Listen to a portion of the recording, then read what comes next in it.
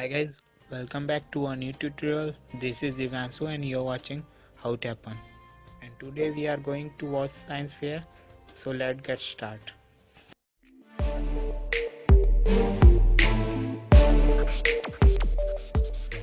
This is our project. It generates electricity from walking. So we gave it name as Kadam, an electricity producing equipment.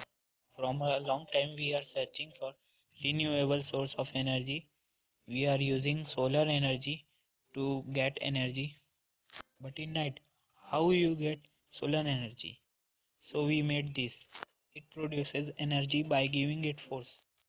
As I showing you by pressing it, here you can see that the light is glowing due to force giving on this.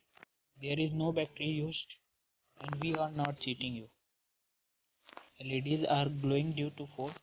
We converted this into a shoe pad. You can insert in your shoes and you can generate energy which you use anywhere to charge your phone or anything else. You can use this electricity anywhere as you like.